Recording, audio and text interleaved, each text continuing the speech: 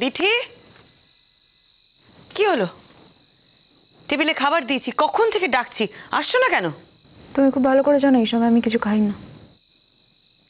খাবে না সেটা বলে দিলেই পারো, তাহলে শুধু শুধু রান্না করি না। এতগুলো করে রান্না করছি, এদিকে তুমি খাচ্ছ না। রান্না করতে পয়সা লাগে তো নাকি?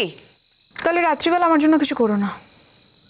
ও আচ্ছা, এখন থেকে কি করব কি করব না সেটা তুমি ঠিক করে দেবে, তাই তো? উফ মা, সবটাতে এত প্রবলেম কেন বলো তো তোমার? সবেতে সমস্যা। আমি কখন খাবো না খাবো, কি খাবো না খাবো, সবেতে তুমি কথা বলবে, তাই তো? ভদ্রভাবে কথা বলো দিঠি। ভদ্রভাবে কথা বলবে কি করে?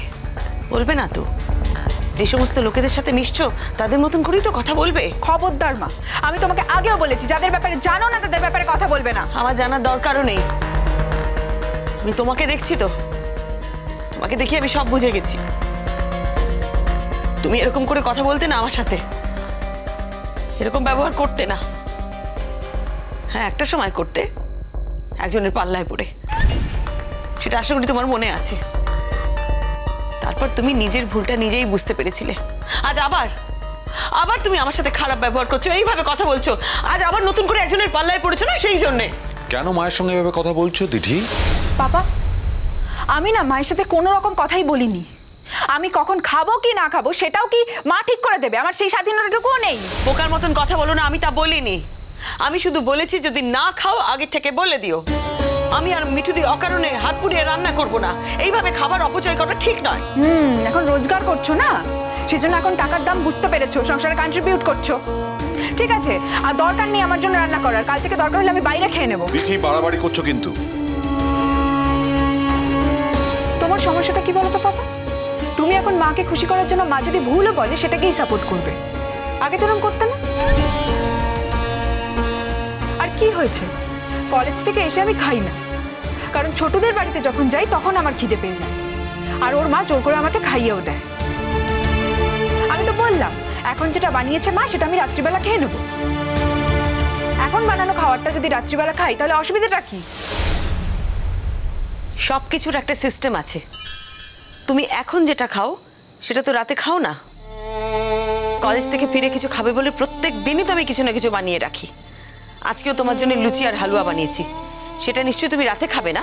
কি করব বলো? যদি তোমার টাকা নষ্ট হয় তাহলে খেতে হবে রাতে। তোমার টাকাটা তো নষ্ট করা যাবে না, তাই না? তাতে আমার শরীর নষ্ট হলে হোক। খবরদার দিঠি, যা খুশি তাই বলছো। হ্যাঁ, ঠাস করে একটা চড় মারবো। দেখছো দেখছো কি বলছে? স্বাধীনতার একটা সীমা আছে। মা যা ইচ্ছে তাইটা তুমি করছো কিন্তু। হ্যাঁ, তুমি রোহিত আঙ্কেলকে নিয়ে ওদের বাড়িতে কেন গেছিলে বলো? কেন গেছিলে? পাপাকে যদি নিয়ে যেতে তাও একটা কথা ছিল, রোহিত আঙ্কেলকে নিয়ে কেন গেছিলে? রোহিত আঙ্কেল কি এ বাড়ির গার্জেন না ওদের বাড়ির গার্জেন? ওরা খুব ভদ্র, তাই একটাও প্রশ্ন করেনি, জিজ্ঞেস করেনি রোহিত আঙ্কেল কে। তুমি এই ধরনের কথাবার্তা বলছো? হ্যাঁ বলছি, আমার খারাপ লেগেছে সেই জন্য বলছি। প্রথম কথা তো তুমি ওদের বাড়ি ধাওয়া করেছো, যেটা তোমার করার কথাই নয়। তুমি ঘর সামলাতে পারছো না, পরকে বলতে গেছো।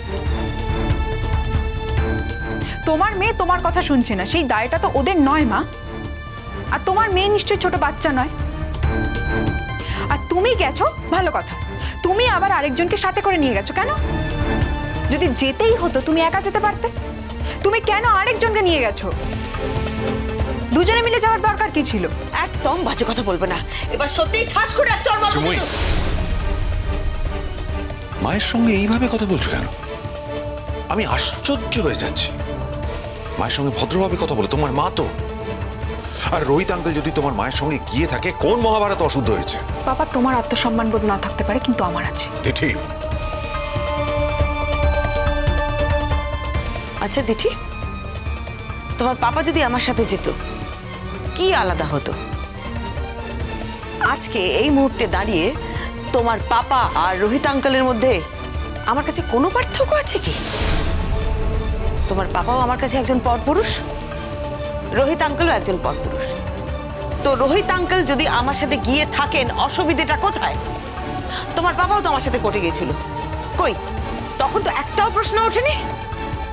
এই সমস্ত কথা বলে না তুমি আর নতুন করে আমাকে অপমান করতে পারবে না। আর রোহিত আঙ্কেলকে কেন নিয়ে গেছিলাম জানো? কারণ তুমি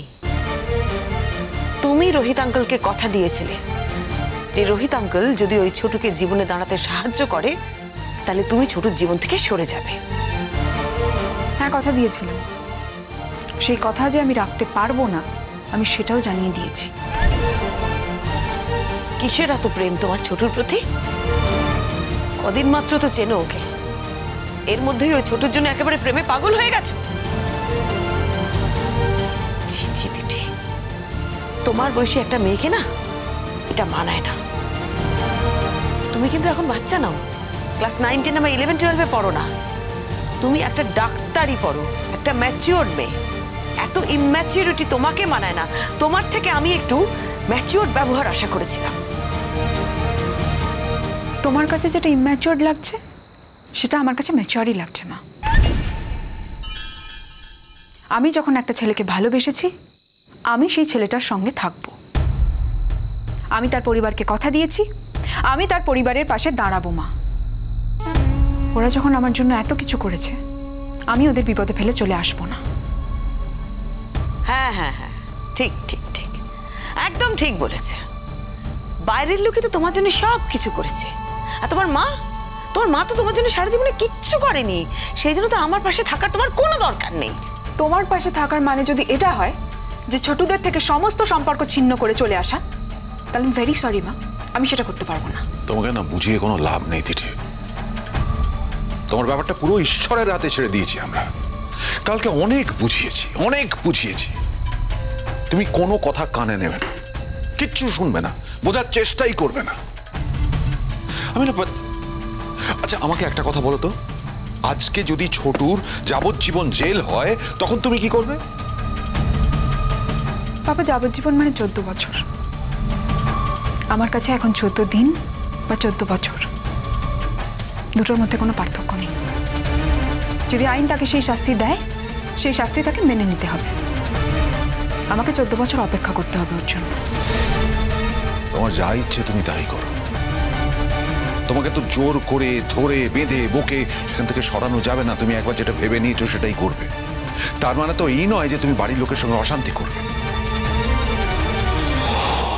যে মা তোমাকে মৃত্যুর মুখ থেকে বাঁচিয়ে এনেছে, দিনের পর দিন তোমার জন্য এত স্যাক্রিফাইস করেছে, তার সঙ্গে তুমি অশান্তি করবে? সেটা তো হতে পারে না। তুমি এই সমস্ত কিছু ভুলে যাচ্ছ। আমি কিচ্ছু ভুলে যাইনি বাবা, আমার সবকিছু মনে আছে। কিন্তু মায়ের এটা মনে রাখা উচিত যে আমি এখন বড় হয়েছি, আমার স্বাধীন মতামত তৈরি হয়েছে। আমি কাকে ভালোবাসবো, আমি কার পাশে থাকবো, সেটা মা ঠিক করে দিতে পারে না কোনোদিন। তোমার মা ঠিক করে দিতে পারে, তোমার মায়ের সেই অধিকারটা আছে। আমার কথা বাদ দিলাম, কিন্তু 100 বার তোমার মা সেটা পারে, তার অধিকার আছে।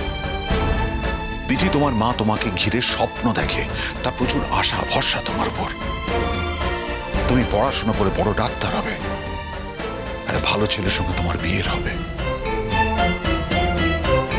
মা হিসেবে সে কিন্তু সেই স্বপ্নটা দেখতে পারে, তাতে ভুল নেই কিছু।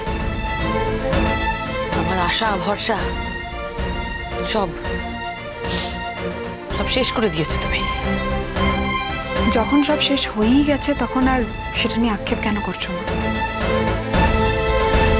আর আমি এটাও বুঝতে পারছি না তুমি তোমার সব আশা ভরসা শুধু আমার ওপরেই কেন চাপাচ্ছ। বড়দা ভাইয়েরও তো বিয়ে দিয়েছিলে, বৌদি ভাইকে নিয়ে এসেছিলে বাড়িতে। বৌদি ভাইকে খুব মাথায় তুলে রেখেছিল তোমাকে? রাখেনি তো?